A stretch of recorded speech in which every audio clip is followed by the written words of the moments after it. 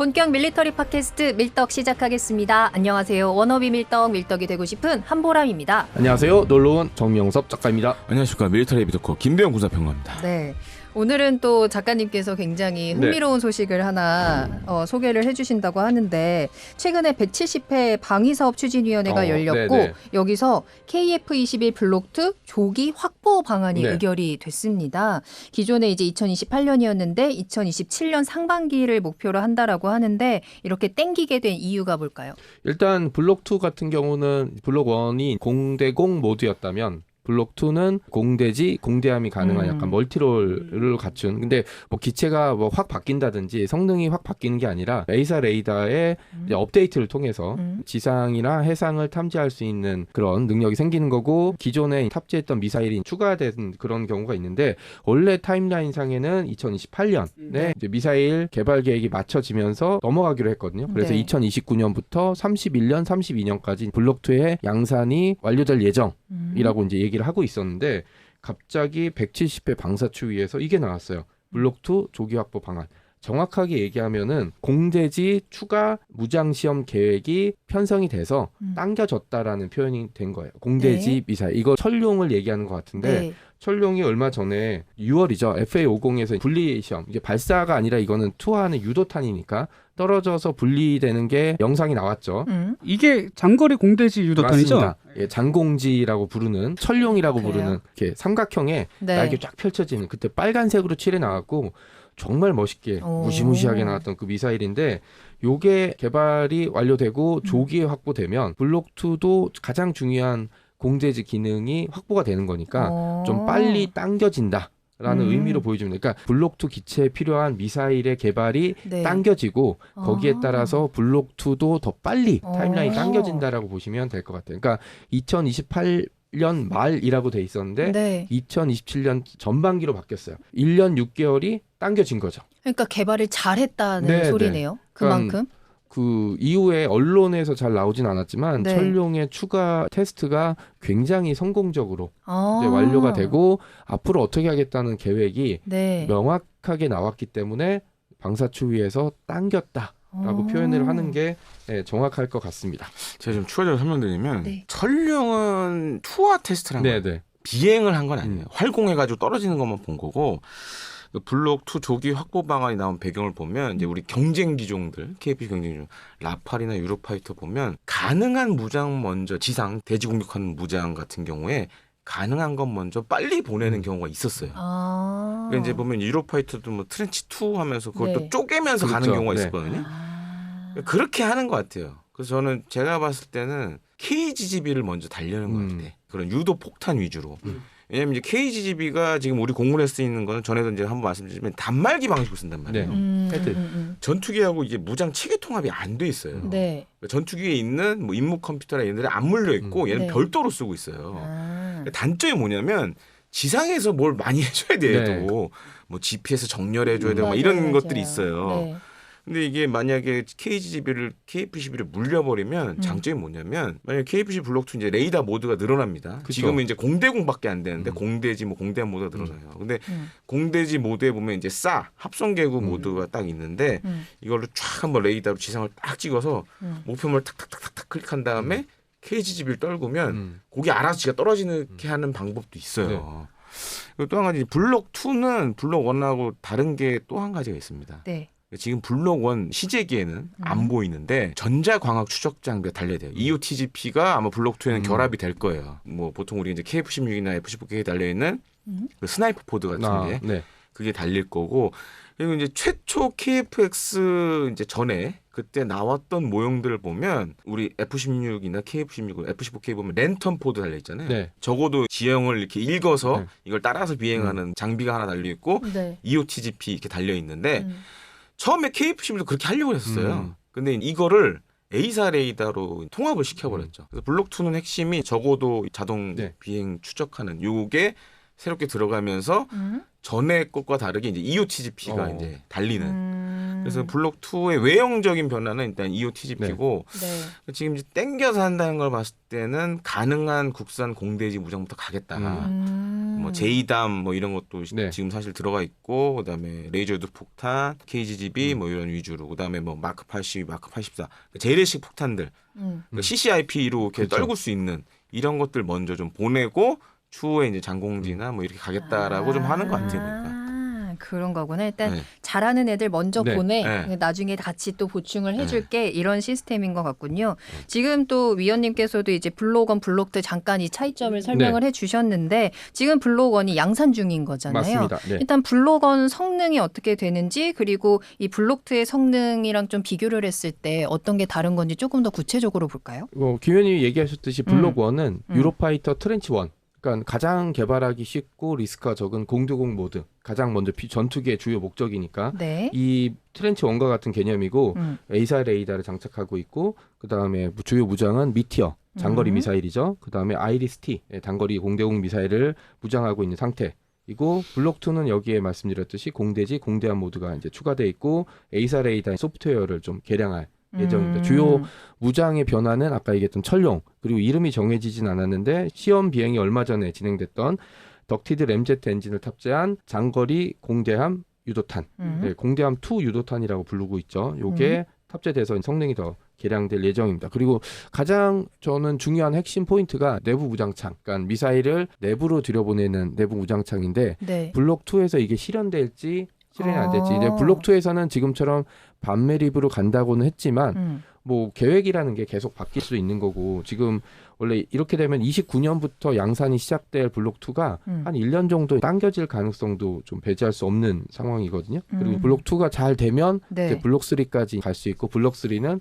이제 무인 전투기를 운영할 수 있는 멈티 기능 그다음에 얘기했던 레이더와 각종 센서들이 내부에 들어가면서 이제 스텔스 성능이 좀 극대화돼 있고 이때쯤 되면 아마 국산 엔진이 탑재되지 않을까. 행복 회로로 돌리면 뭐 그런 얘기들이 있죠. 블록2 정도까지 오면 대체되는 전투기들이 F4, F5라서 우리나라도 주변의 국가들은 약간 안 되지만 네. 우리도 전투기들이 전부 4세대 이상으로 채워지는 그런 국가들. 우리도 나쁘지 않아. 주변에 늘 얘기하지만 전교 3등이야. 우리가 전교 5등이야. 근데 1, 2, 3, 4등이 다 앞줄 뒷줄에 있어. 네, 그리고 승격도 더러워. 네, 그리고 전교 꼴등한 애가 뒤에 있는데 길을 못 피네. 네, 전교 꼴등한 애는 얘는 무슨 짓을 할지 몰라. 아. 약간 이런 형국이라고 보시면 될 것 같아요. 그러니까 우리나라 국가가 만약 아프리카에 붙어 있었으면 우리나라가 네. 거기 패권 쥐고 있어요. 아, 남미 갔으면 1등이야. 다저 패고 다니는 거지. 유럽과도 마찬가지예요. 네, 유럽과도 네. 유럽과도 뭐 군사력으로는 네. 폴란드가 형님 어서 오십시오. 뭐 이렇게 할 뭐 그런 국가죠. 네. 그래 그냥 딴 데선 1등 할 수 있는데 지금 대치동 가가지고 조금 네, 기 네. 못 피는 네, 약간 그런 내신에 심각한 문제가 있는 네, 그런 거죠. 약간 이제 과학과 안에서 노는 거죠. 그렇죠. 그러니까. 아 그래서 그래요? 조금 더 설명드리자면 네. 이제 블록 2에는 이제 전자전 장비, 통합 전자전 장비도 업그레이드 되고 이제 A사 레이더를 좀 전자전에 쓸 수 있게끔 이제 개량이 업데이트. 되는 네. 부분도 있고 그다음에 이제 SA 모드, 합성 계구 모드, 그다음에 이제 지형 추적 비행 모드 뭐 이런 게 또 들어갑니다. 그다음에 이제 많이 안 알려진 게 오토 지캐스. 그러니까 예를 들어서 이제 비행기 갑자기 이제 가다가 조종사가 예를 들어서 하다가 이게 기절해. 이렇게 기절하거나 이래서 지창으로 박을 수가 있잖아요. 네. 자동으로 이렇게 회복해서 위로 올려주는 기능도 아마 KF-11 그게 이제 되고 테슬라. 그러네. 그러네. 그래서 지금 F-16V나 뭐 지금 F-16 뭐 블록 70 뭐 이런 애들은 그게 이제 자동으로 다 들어가는데 그것도 아마 이제 KF-11도 지금 블록 1도 아마 돼 있을 거고 외형적으로 봤을 때 이제 EOTGP 이게 네. 달리는 거 그게 굉장히 중요해지죠.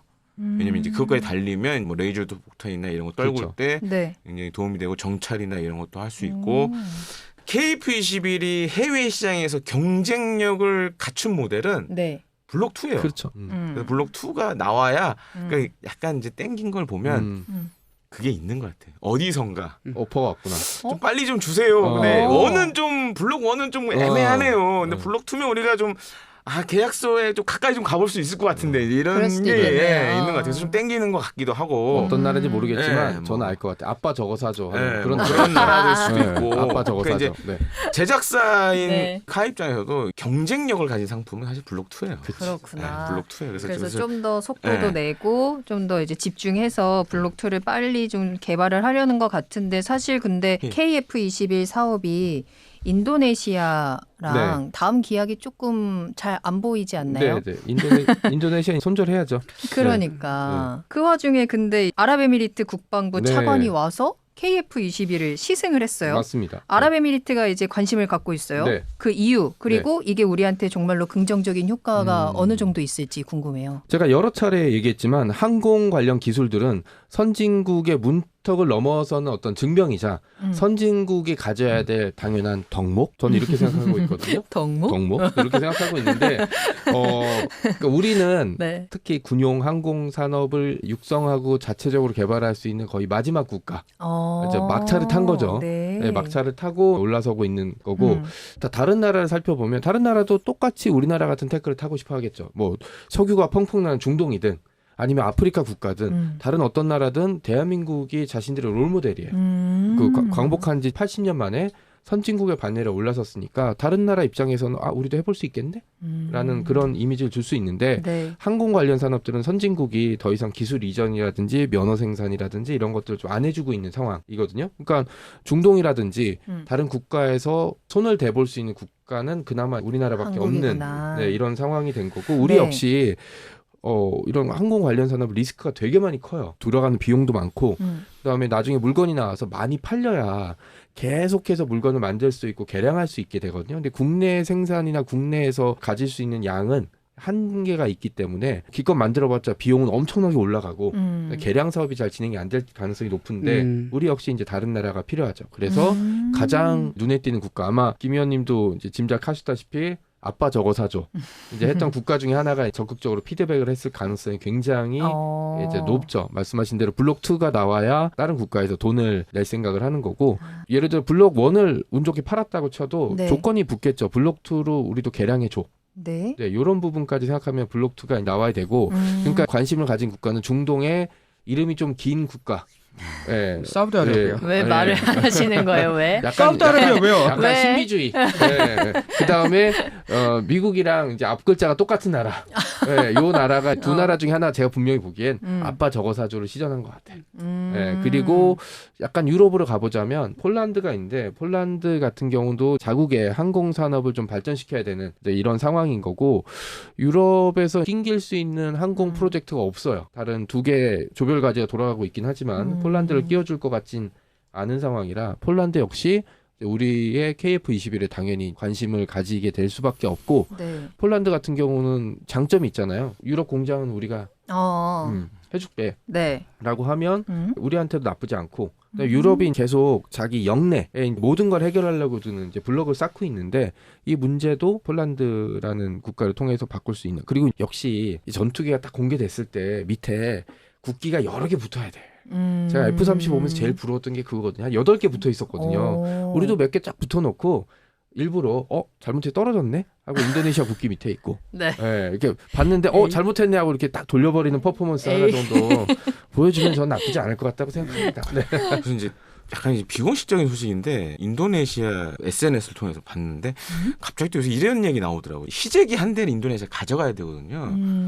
내년쯤 돈 내고 가져가겠다는 소문이 좀 나오고 있어. 그래서 그것만 아니 희재기는 가져가겠대. 그래서 이거 무슨 소리야. 그래서 돈을 못 내서 못 가져가고 지금 이제 사천에 네네. 경납고에 고이 접어 나빌레라 할 정도로 잘 보관이 돼 있는데 네. 가끔 한 포장. 번씩 비행은 네. 해요. 근데 가져가겠다는 소문이 또 지금 나오고 있어서 이게 도대체 그럼 약간 왜 그러는 거예요? 뭐 하자는 플레이인지 잘 모르겠는데 하여튼 그런 얘기도 들리고 있고 또 한 가지로는 의원실 발로 좀 뭔가 새로 나온 게 좀 있어요. KFC 블록 2 무장을 좀 더 확대를 하려는 것 같아요. 그래서 지금 KT즘 한국형 전술지대지 미사일을 네. 좀 이렇게 KF-10에 달려는 것 같아요.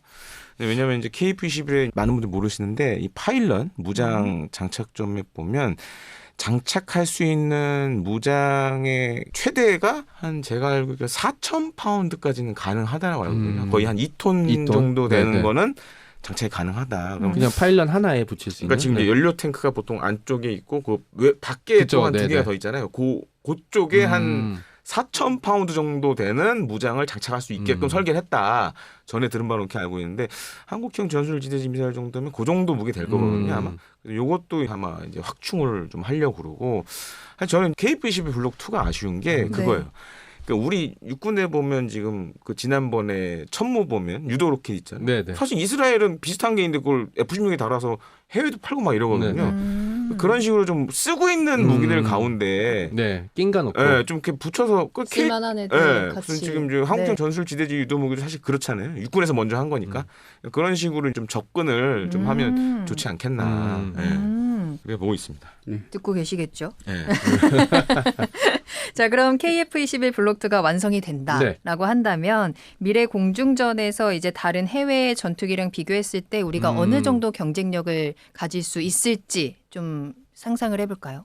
상상을 해보면 블록2의 주요 경쟁 상대는 언급하셨듯이 프랑스의 라팔, 스웨덴의 그리펜, 그리고 미국의 F-16V 정도가 될 가능성이 굉장히 높고 당연히 모두 쉽지 않은 상대죠. 네. 기체도 많이 생산했고 실전 경험도 있고 그다음에 해당 국가들이 스웨덴 정도를 제외하고 근데 스웨덴도 해외 판매는 영국이 또 해주고 있거든요. 그러니까 쟁쟁한 국가들 왜냐하면 방산무기 같은 경우는 무기 자체의 성능도 중요하지만 해당 국가와의 관계 뭐 이런 것들 되게 중요하거든요. 그런 측면에서 보면 쉽지 않은 상대이긴 하지만 어디든 틈새 시장이라는 건 존재하고 있습니다. 그리고 우리가 가질 수 있는 가장 큰 장점은 우리는 패권 국가가 아니기 때문에 어디에 못 팔고 이런 건 없어요. 우리가 뭐 전 세계적인 패권이나 국가 이익이 걸려 있는 게 없기 때문에 뭐 중동에 팔아도 되고 아프리카에 팔아도 되고 우리나라한테 뭐라고 하는 나라들이 없어요. 가끔 동남아에 팔 때 이제 중국이 뭐라고 하는 정도? 하지만 뭐 중국은 뭐 하고 싶은 거 다 하는데 뭐 우리가 못할 이유는 없게 되잖아요. 그리고 가장 중요한 거 블록2가 나오면 이제 사람들은 블록3 KF-21EX가 나올 가능성이 높겠구나 라고 생각을 하고 있고 블록2가 나오게 돼서 사람들이 관심을 가지고 이제 번호표를 뽑는 국가들이 생기면 얘기하겠죠. 다음 버전도 빨리 부탁드려요. 그래서 우리 블록2를 빨리 땡긴 이유가 저는 그런 스케줄까지 다 감안했을 가능성이 되게 높다라고 보고 있고요. KF-21EX는 아마 나오게 되면은 뭐 생각해보면 A사 레이더는 훨씬 더 지금보다 성능이 좋아졌을 거고 국산 엔진이 장착될 가능성도 높아졌고 거기에다가 스텔스성은 훨씬 높아졌겠죠. 아마 100% 내부 무장창에 각종 전자장비와 센서, 안테나가 다 내부로 들어갔을 거예요.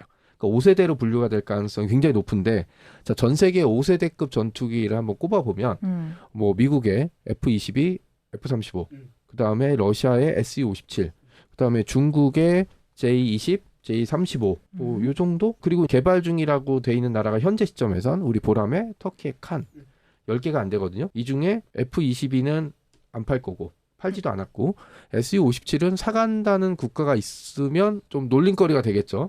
왜냐하면 실전 테스트나 아니면 러시아도 제대로 배치하지 못하고 있으니까 저 주하이 에어쇼에 이게 볼트 달린 거 나온 거 보고 좀 기함했거든요. 끼리끼리 노네 막 이런 생각 죄송합니다. 그리고 J-20, J-35 정도는 그 중국이 파키스탄에 판매를 하는 경우가 있었는데 40대 정도. 중국제는 살 수 있는 국가가 또 한정돼 있고. 그렇죠. 파키스탄은 정말 중국 아니면 무기를 팔아준 나라가 잘 없기 때문에 이런 지점도 좀 있고. 그러면 이제 남아있는 것 중에 5세대 전투기 중에 향후에 수출 가능성이 그나마 있는 건 F-35. 그다음에 스웨덴은 또 그리펜 다운 버전이 나오겠지만 이것도 어떻게 될지는 잘 모르겠어요. 그러면 J-35? 이 정도밖에는 없어요. 현재는. 그리고 추가되는 건 여기 보라매가 추가되겠죠. 앞에 두 개를 못 사는 국가한테 우리 보람의 KF-21EX 버전은 굉장히 매력적인 선택 카드가 될 가능성이 높다고 생각합니다. 자, 이렇게 추가적으로 좀 말씀드리면 이제 KF-21 블록2는 이제 다목적 전투기입니다. 다목적 전투기로 가게 되면 중요한 게 뭐냐? 이제는 무장빨이에요. 무장이 중요해져. 무장을 기하급수적으로 만들어요. 그렇죠. 뭐 F-16 같은 경우는 사실 옛날에 제너럴 다이나믹스사에서 나오는 카다로그를 지금 갖고 있는데 무장만 한 바닥이야. 이렇게 펼치게끔 돼 있어요. 이러면 한 바닥이 다 그래서 전 세계 전투기 가운데 각종 무장을 많이 이렇게 여러 가지를 쓸 수 있는 건 지금 F-16이 유일해요. 그리펜 라팔도 사실 이제 무장이 많이 먹거든요. 그래서 이제 우리가 KF 블록 성공하려면 무장을 많이 들여야 된다라는 게 있고 그러니까 KF-21EX 얘기를 좀 드리자면 초창기 EX 버전은 사실은 미티어 반매립돼 있는 걸 안으로 집어넣은 형상이었어요. 네, 그렇죠. 최근에 나온 건 어떤 세미나에서 이제 공개를 했는데 잘 보면 이게 KF-21을 갑자기 스트라이크 이글로 변신을 시켜놨더만. 그래서 지금 이제 2,000파운드급 무장을 내부 무장창에 넣으려고 그래요. 근데 현재 KF-21은 그게 안 돼요. 그러니까 미티어 정도 되는 네 발만 지금 집어넣을 수 있다는 얘기가 있어요. 근데 그렇게 되면 어떤 문제, 만약에 2,000파운드급 제2담 이런 걸 넣으면 어떤 문제가 생기냐면 어딘가 공간이 줄어들어야 된다는 거죠. 그러니까 연료량이 확 줄어야 돼요. 그래서 잘 요번에 나온 컨셉은 옆에 보면 이렇게 컨퍼멀 탱크가 달려 있어요. 연료를 이쪽으로 옮긴 거야. 근데 저는 이것도 추정을 하는데 아마 이제 밀덕분들 아실 거예요. 우리 FX 3차 사업 때 보잉이 네. 사일런트 이글이라는 그쵸. 정말 네. 해괴한 뭔가를 들고 나온 적 있었잖아요. 네, 네. 그래서 그때 처음 나왔던 게 뭐냐면 컨퍼멀 웨폰 베이라 그래서 네. 이 컨퍼멀 탱크에 무장을 넣을 수 있게끔 맞아요. 공대공 이상을 넣을 수 있게끔. 근데 그때 그거 할 때 카이 기술자들이 갔었어요. 이제 일종의 보잉에서 기술 이전 비슷하게 해가지고 같이 하려고 했었어.